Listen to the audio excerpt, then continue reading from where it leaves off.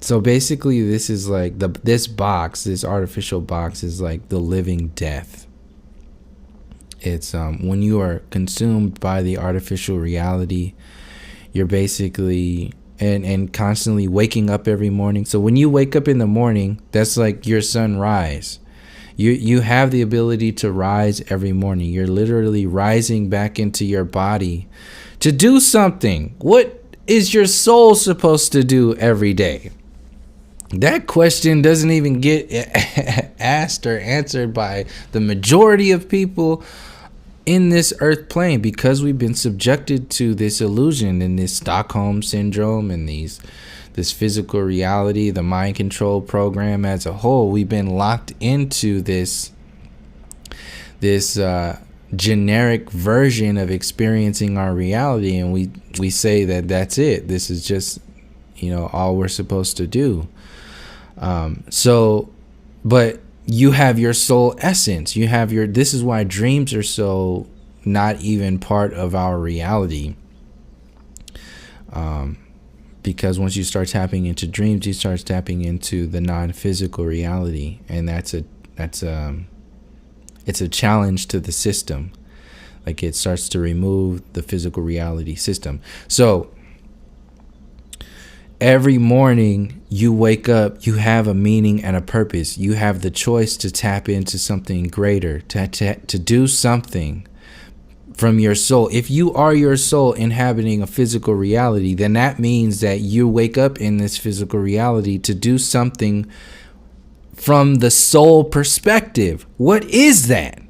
What is that, individually and collectively? So you wake up every morning. You have a purpose and a meaning.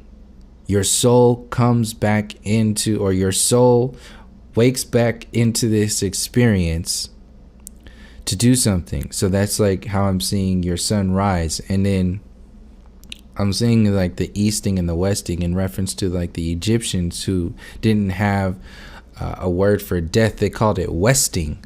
So when you understand that that's westing, that's like your sun setting or set.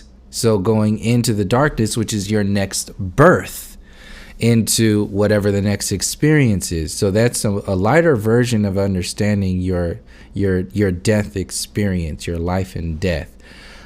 It's more natural to see it that way. This reality once is based upon fear and control and lack of understanding of our relationships to the non-physical. So they make you afraid of death. That's why all these movies are. This is what all the focusing only on the physical reality, worshiping the physical reality, because the more you focus and worship the physical reality, the more you are fearful of the non-physical reality. So this is why you have this separation between light and dark and so on and so forth, is because it amplifies ultimately the lower vibrations of fear and destruction, hatred, and guilt and grief and all that other stuff. It doesn't expand upon the soul relationship that we exist as. So back to it, and I'll end on this. When you wake up every morning, that's like your sunrise into the density, this darkness. This physical reality is darkness. Like when you're born in darkness. Solidified light is darkness, the darkness of the universe. And then you have your soul essence as the light, the experiencer. So the Ram and the Ram, the same shit. It's just another version of experiencing this reality. And then you have the universe itself that this experience exists in, and at, like, what's outside of the bubble of the earth plane. You have the stars, the backdrop of the light that gives birth to this experience. So you have all this stuff that's been demonized on purpose, so you can focus in on only the ROM drive, the hard drive. The hard. Never go into the soul essence. You never know what infinity is or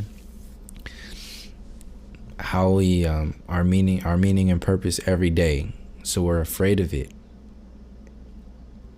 And these celebrities and all this other stuff, they maintain that fear when they go on these talk shows and they call themselves getting into deep conversations about life and death and spirituality and all that stuff. It's still subconsciously laced with fear and lack of understanding, or lack of even questioning that reality. They don't even want to go into that stuff.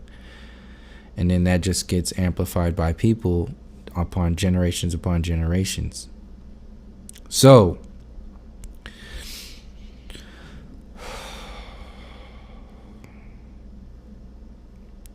when you wake up in the morning, you are in your sunrise.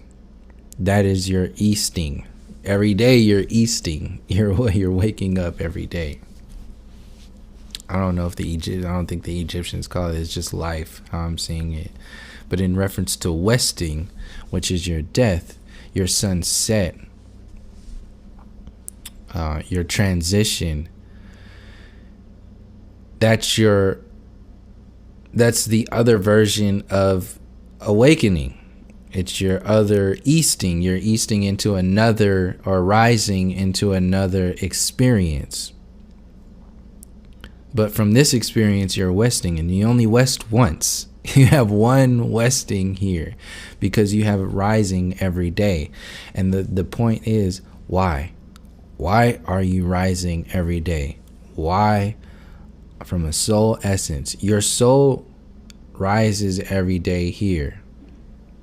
And in one day, it's going to west. It will set. And it will rise somewhere else.